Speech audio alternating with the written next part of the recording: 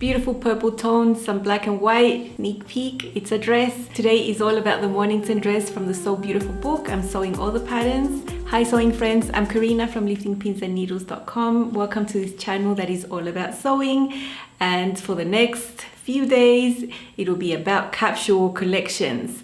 I'm not an expert. I have no interest in following any rules or guidelines. I have set myself no limit into the amount of garments I want to make. The only thing that I'm looking at is that they all match in some sort of way and they can all go paired together with the styles and the colors.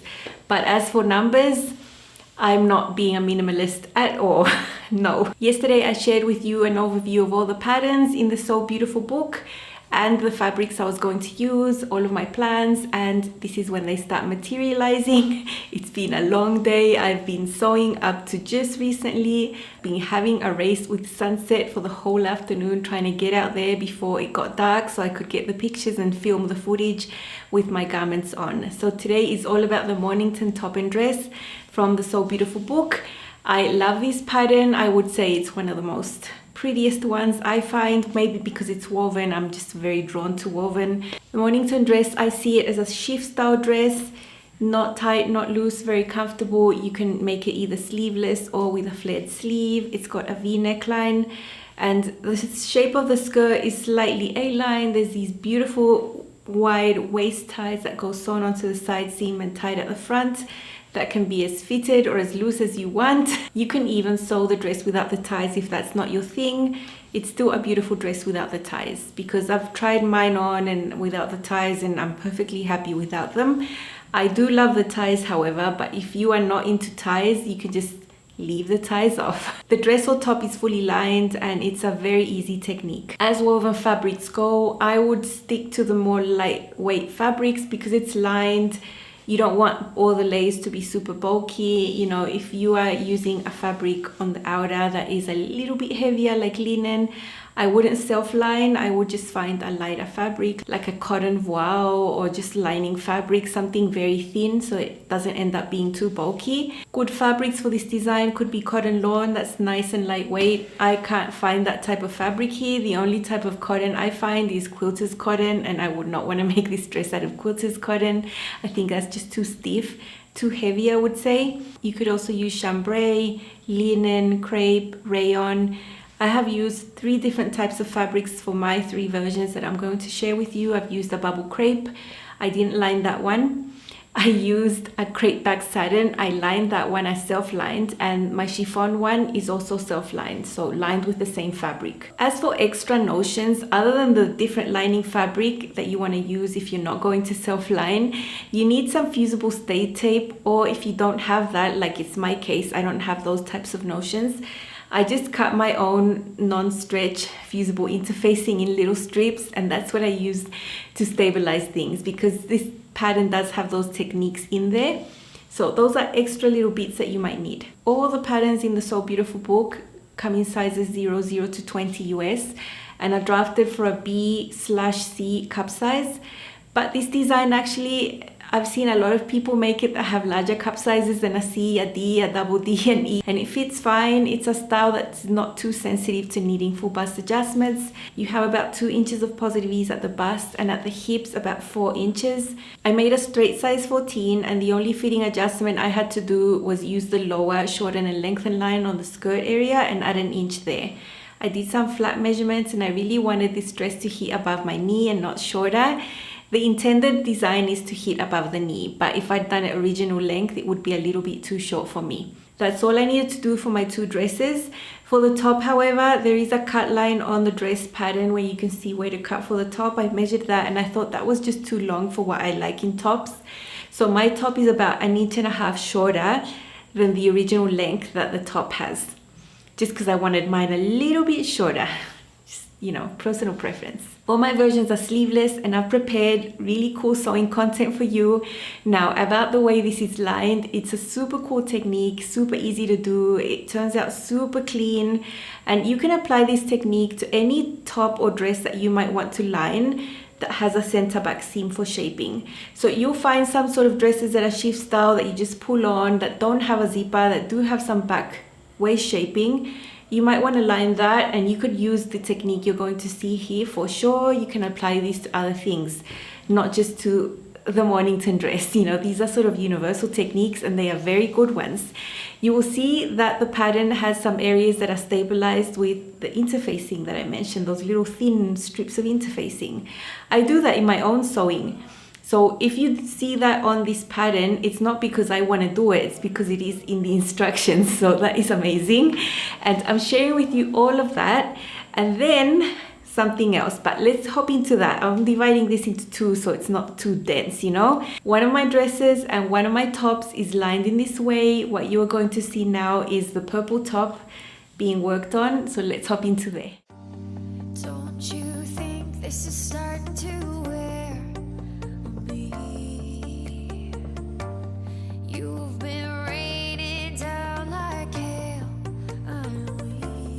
This is the front. These are the two back pieces. There are shoulder seams that have been sewn, and the back has a center back seam. That's why you can see that opening there. Everything has been serged, all the edges for both the main fabric and the lining. I'm using the same fabric to line, so it'll be self-lined.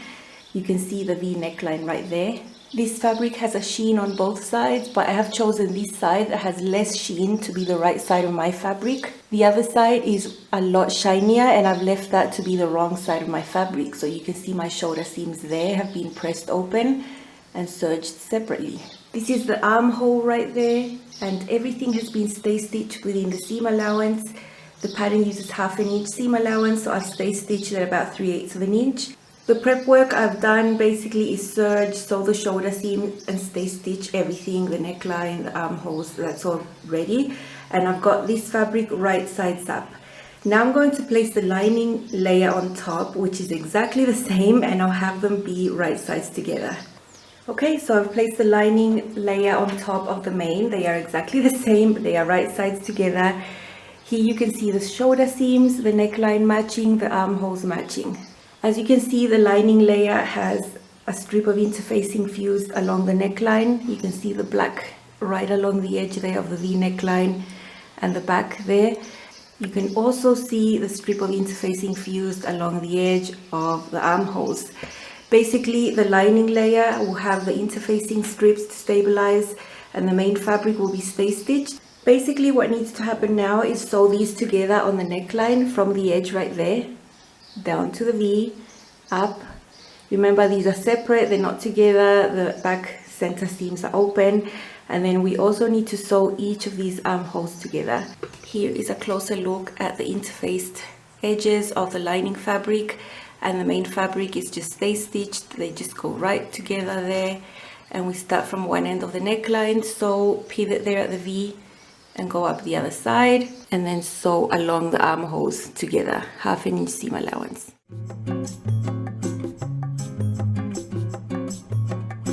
Here I'm sewing along the armholes, just a really easy sew, keeping the seam allowance nice and neat.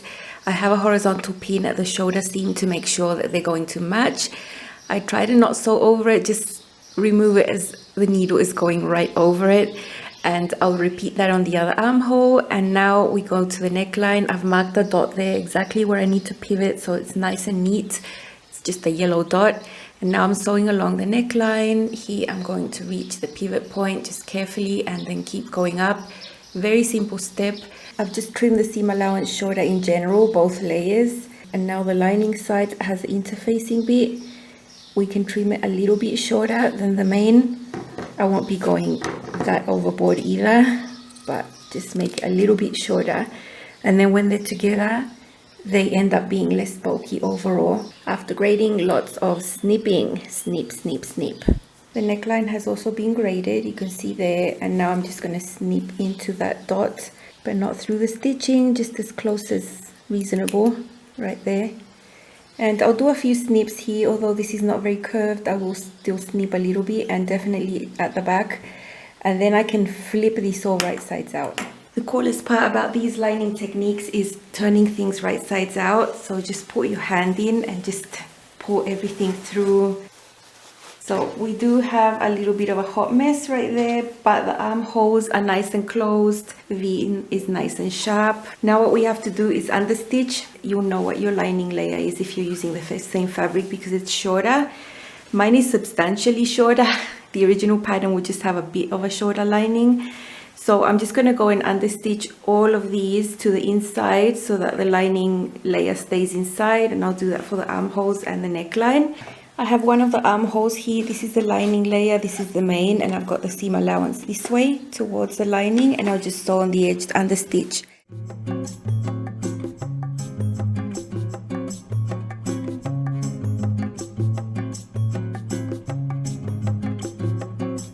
Here's a shoulder seam, and I can definitely go over it to a certain point.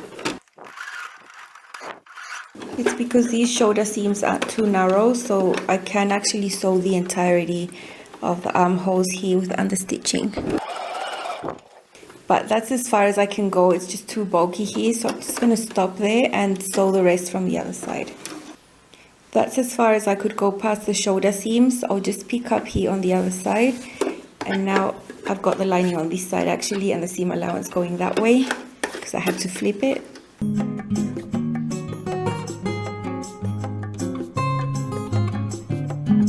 That's how that looks. So when I press it, all the lining layer is going to be inside, and you're going to see a nice clean edge on the outside of the garment. Same on the other armhole and for the neckline.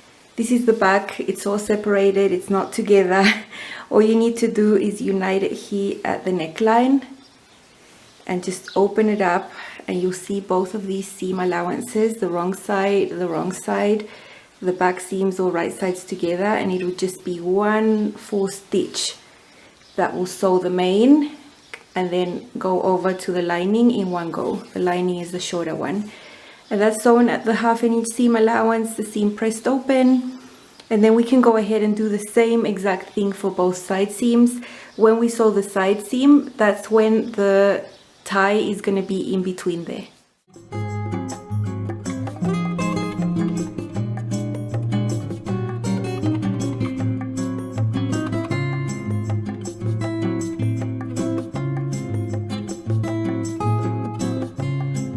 Now that the back seams are sewn, you can see that was just one continuous stitch.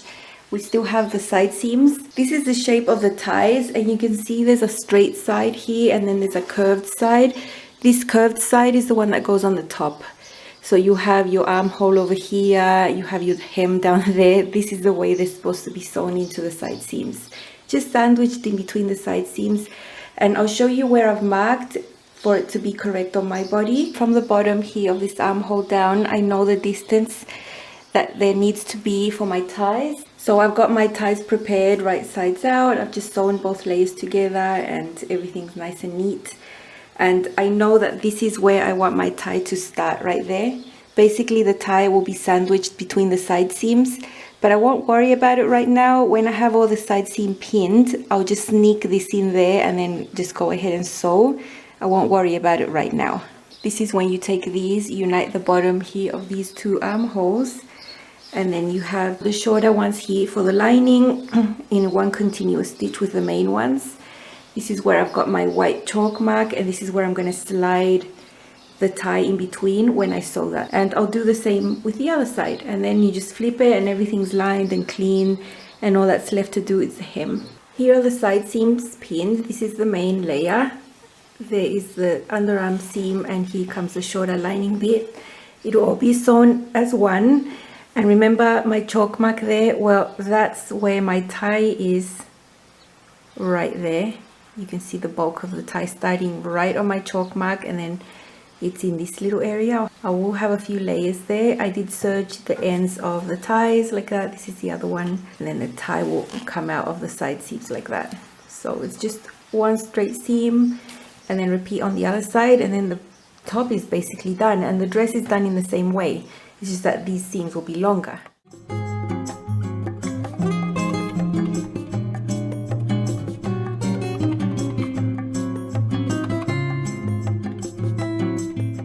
It was only a pile of fabric until this morning. I have sewn it today.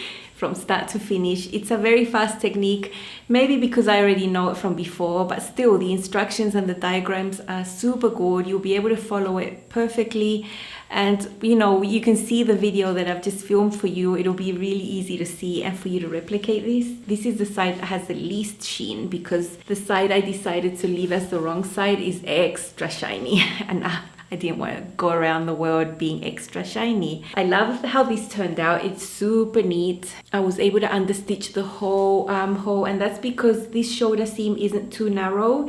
In other designs where you have a narrower shoulder seam, sometimes you just don't have access with the machine when you're wanting to understitch this area, and sometimes you have a little gap that doesn't have understitching. Not in this case. For the neckline, I also had to sew in like a few goes, like not continuously, you know, because of the access of the machine. But it's not hard to do, and it's super important to understitch, you know. Even if I'm self-lining, I don't want my lining to show.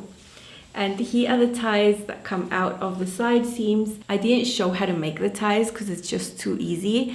It's just two pieces that are right sides together. You sew the edges and then you flip it right sides out and you end up with these ties. I've got nice points there. This is the only fiddly bit, trying to get this point to look nice. The placement of the ties is personal. There are reference marks on the pattern, of course, but I would suggest trying it on and pinning the ties on yourself before you actually sew the side seams, so that you know the placement is correct for your body. My placement of the ties is slightly higher than the reference on the pattern, and it's because my waist is higher. I've got a short torso. I've got a very short torso compared to the length of me. So I know that, and I'd rather customize where these things are placed. The lining layer that goes inside is meant to be a tad shorter than the main. That's how you'll see it on the pattern pieces. But for this specific one, I was running short out of fabric. So my lining is that much shorter. So if you did it correctly, this would be down to there sort of thing. You'll never see the lining on the other side. This is the wrong side of the top. And I've left it serged. I didn't fold up and do a hem on the lining because I just think that's going to be bulky. And I did my hem by hand. I think machine sewing a fabric like this would look really awful.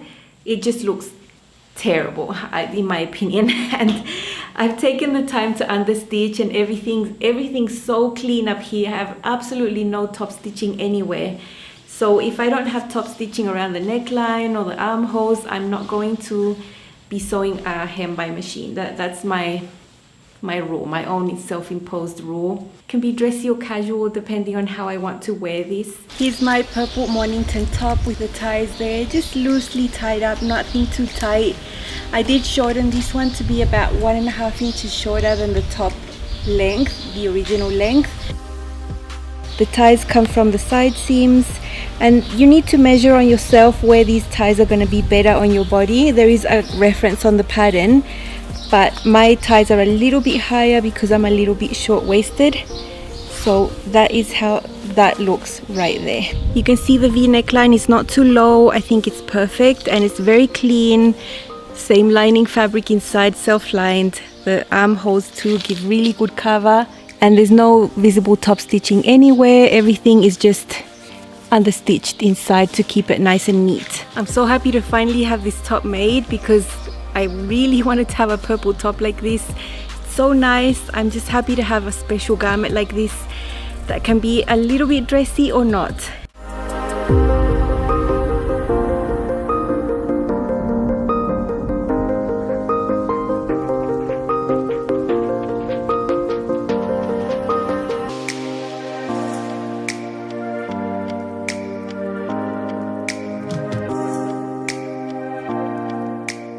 This is my purple chiffon dress. It's self-lined. It's just the two layers are the same, and it's all the way down to there. It's constructed in the exact same way as you saw the purple top being made, only that all the seams on the sides are just longer. But the technique is exactly the same. They are totally my style because I like dresses like this that don't have a full skirt. And the V neckline is super clean. And the little ties come out through there. And here the same, I just serged the bottom of the lining, you know, I didn't make a hem there. I did do a hem here by hand, no top stitching around anywhere here. So I've done a hand hem and I really like it. I love this dress, I love these colors, I feel amazing in it. So let's see it. This is my chiffon Mornington dress. It's self-lined, it's very sheer anyway, so I still have a slip underneath, so quite a few layers under here, and I love this print. I had to use the shorten and lengthen line and add an inch so that it hits above my knee, and I really like this dress. It's just so simple and so comfortable. And here are the little ties that are super fun. You can put them however you want. I really like this dress. So with the ties not tied, you can see there's still a little room for you to move. It's not a fitted dress at all. And then this just gives it that little bit of shape. I really like that. Lovely finish, the easiest V you could do. I love the construction technique. Now note the depth of this V, it's perfect. The next one you see is gonna be a little bit higher, and I'll tell you why.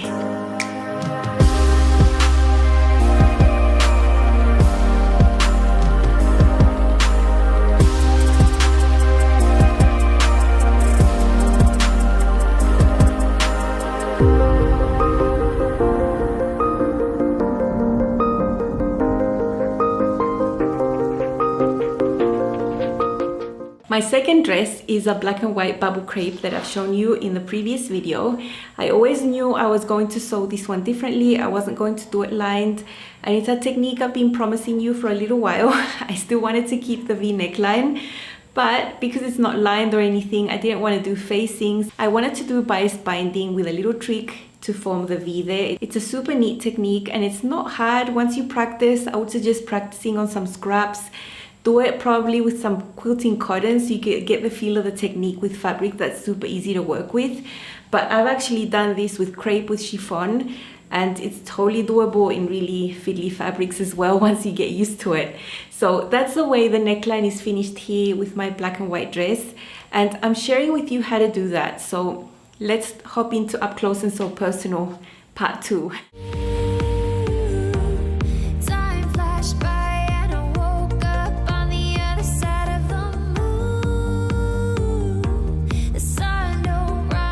My dress, I have the shoulder seam sewn and serged, the center back seam sewn and serged, and a complete neckline. It's a V neckline, and I've stabilized with a very thin strip of interfacing there to make sure it conserves its shape. Here on the tip of this V, I have done some face stitching, as you can see there, and you've got interfacing on the other side, and I've done it at the same seam allowance I'm going to sew the binding on.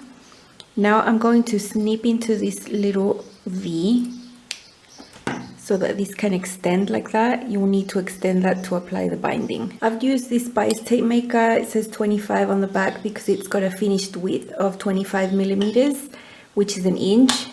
Basically what this produces is bias tape that is an inch wide finished, and what you need to cut is a strip that's 2 inches wide. Cut on the bias, 2 inches wide. When you put it through this, it'll turn out looking like that. And that's how wide it's gonna be when it's folded.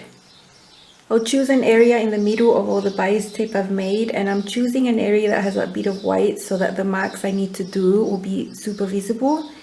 If I'd chosen this, it would be harder for me to mark on black. This is what I'll be sewing onto the neckline where I've just snipped. I have my neckline here wrong sides up, and I want to be sewing this on from the wrong side of the garment so that I can flip it to the right side. I think that makes more sense to me because then I can top stitch on the right side of the garment.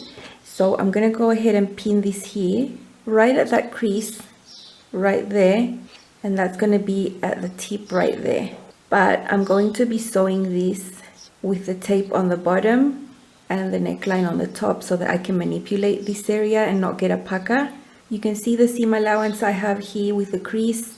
It's a little under 3/8 of an inch, so that's what I'm going to use for the entire neckline. I'll sew a section of this. I won't go along the whole neckline. I just want to get this bit done first. Okay, so I've got the tip of my V that was snipped and it's sort of stretched out there.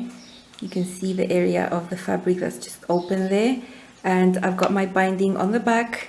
I've basically got right side of binding to wrong side of the neckline. That's the way I'm doing it in reverse, so that then I can flip this over and I'll have the top stitching done on the right side.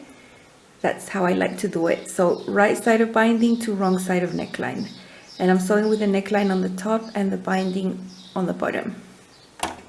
I'm going to be sewing right on top of that stay stitch because I used that same seam allowance that the binding has on this crease. You can see it there. And I want to sew with this on the top so that I can see this area and manipulate it so that I don't get a pucker.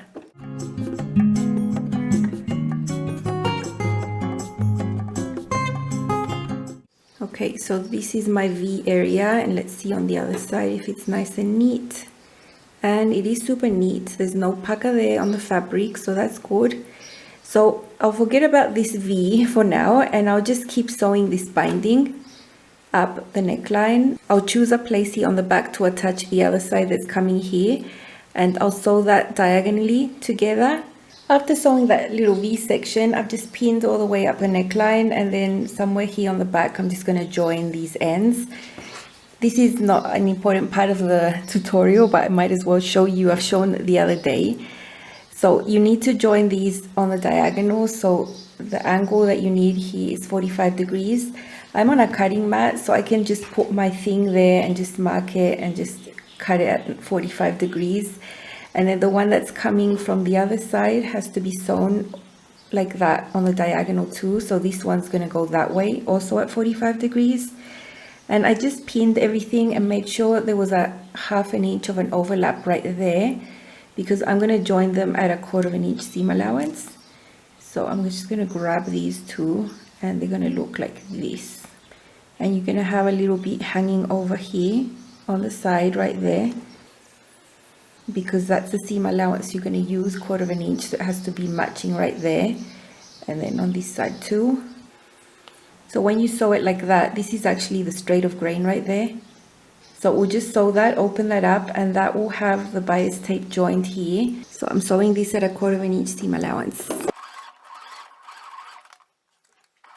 This is why I have a cutting mat underneath my sewing machine. I think it's super helpful for when I'm sewing. So when I wanted to cut these at the right angle, I just put my piece here, looked behind at that angle, and I was able to cut these at the right 45-degree angle. So just working on a cutting mat is super handy for me. Okay, so here on the top of the neckline, I can keep pinning because everything's joined. Now I can sew from where I'd left off. Remember, I wanted to get this section out of the way, and I've just sewn it before pinning everything. Now I'm going to pick up from there, go all the way around and finish it there. And then the binding will be sewn all along the neckline.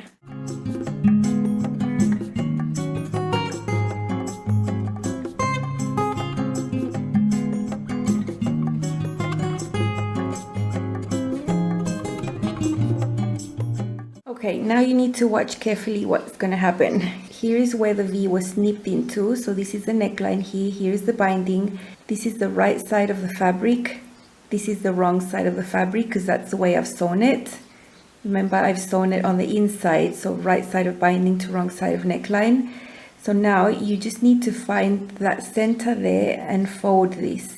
So we found the center there, right where the snip was. Fold the neckline in half as it would be on the fold. Just put a pin there to hold it so it doesn't go anywhere.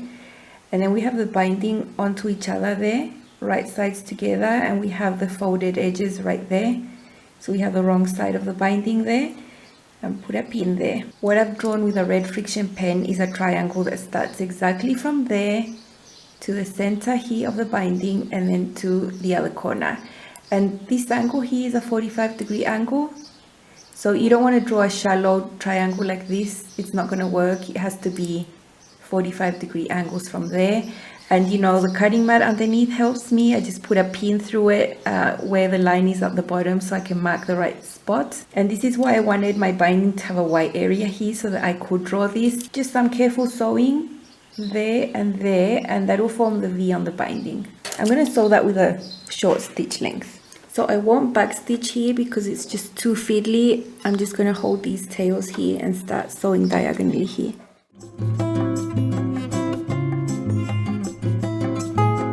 Give it right there, and now the other leg of the triangle. Make sure the seam allowance of the binding and everything is pointing that way. You don't want it to be this way because the binding is going to come over and cover that. So you need that bulky area like that, just like it is.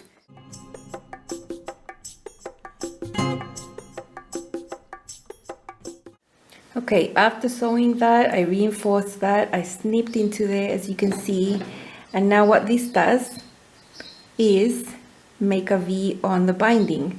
So this is the right side of the dress, right? You can see the shoulder seams there and the wrong side is in there. So what we're doing now is flipping the binding over onto the right side. So you can do that all along the neckline, but on this V section you're going to have a little bit of bulk in there. So I'm going to trim away a section there and a section here. So that's how that looks. And I'm going to push one of these to one side and the other one to the other side. Sort of have that bulk nest on each other. And that's how you can get the binding to fold over onto the right side in a V shape. You can see it like that. So that's it really. It's not that difficult. You just now need to tuck in all that little bulk out of the way, clean it all up there. And you know me, I'll be hand basting this all around the neckline and then top stitching on the edge, but from the right side where I can see it and where I'll make sure it's super straight and super neat. Here is the V on the right side of the dress, and this is how it looks on the inside. They look pretty much the same. I've done some hand basting all around to bring this binding over to cover that seam, and now I just need to edge stitch it as neatly as I can. And that's it.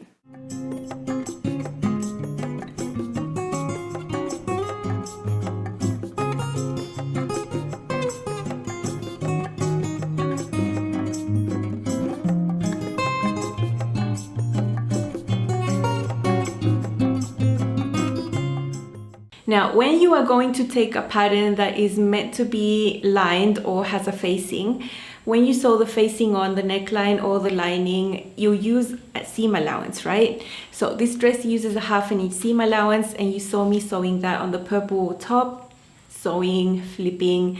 So you do lose a little bit of the width here of, you know, whatever you're doing, right? When you're not going to use those techniques on a pattern that's designed to have those techniques, you need to be careful about the finished look, because if you don't trim away that seam allowance, your neckline can end up being higher than what you expect, and your sleeveless armhole can be wider than what you expect. So I was very open-minded to this when I sewed the shoulder seams on my black and white dress, stay stitched, everything. I put it on, tried it on, and see if I was happy, and I was. The V neckline was a little bit higher. I didn't really want to trim down the V neckline because it's not like it was going to be up to here. I don't think 1/2 inch was too noticeable for the neckline. However, on the armholes, I did find that it was just a tad too wide here, a tad too high here. So I did trim away the 1/2 inch seam allowance on the armholes to be able to bind them. When you bind something, you're basically wrapping the binding around the raw edge, so you're not losing seam allowance. So my neckline is a tad higher, just 1/2 inch higher, nothing wrong, I can still put it over my head. I have my V neckline done with bias binding. It's so nice. You know, I like doing things in reverse, to where I sew from the inside and bring it over here and then sew top stitch around the edge. I just find it easier, neater, easier for me to control and to see what I'm doing. I'll be doing this more now that I've shown you how, so that I can just show you the things and you can refer back to this video to see how it's done if you want to give it a go. I like using a bias tape that's 1 inch wide because it'll give you a substantial amount of width here to do that little triangle. If you use bias tape that's too narrow, you're going to end up with the tiniest little triangle that you have to sew. Not that it's not possible, it's just so much fiddlier. You know, it's just too small. So that is my preference when I do this. I like making bias tape that's 1 inch wide finished with the bias tape maker that says 25 on the back. And that will give you a nice amount of finished width there, about 3/8 of an inch, and a nice amount of space to actually sew that little triangle there and not make it too fiddly. So I have the same width here on the armholes as well. This one was so fast because this is done pretty fast. I found this one went faster than doing it lined, although the lining doesn't take long either. I made these both today, so you know, they're not lengthy makes. And because I have top stitching around the bias binding, I have machined hemmed, and I'm happy that I was able to show you this technique, and I hope you use it because it's cool. Far away look at my black and white Mornington dress, just like I imagined it, and I really love the look. I love that this is gonna go so far in my wardrobe. I think this is super classic. You could wear this for many years to come, and if you don't want the ties, it can just be a simple shift dress. You know, it's still super nice and it still fits amazing, and I think I would try and make it without the ties, but I do really like the ties. You can see the V looks just as nice. It looks a tad bit higher than the original because I didn't trim the seam allowance here, but I measured and I figured out I didn't really need to do that. I'm happy with this depth of a V. It's perfectly fine. I'm hoping you can see the details of this bias binding that is done with a V. It's super neat. It's very easy to do once you get used to it. This is so much faster than lining it, in my opinion. Takes up less fabric and looks just as nice. You can do this in chiffon. You know, if you do it with a cotton or a linen, chambray would be much easier. This was okay. I just hand basted. And sleeveless armholes are finished in the same way. This is mega easy though because it doesn't have the V. But it's not a hard thing to do, and you can practice and start doing these. I really like the look of this. I really love my black and white Mornington dress, and I know this will go with so many of my solid things, and especially with the purple things in my collection and the black ones.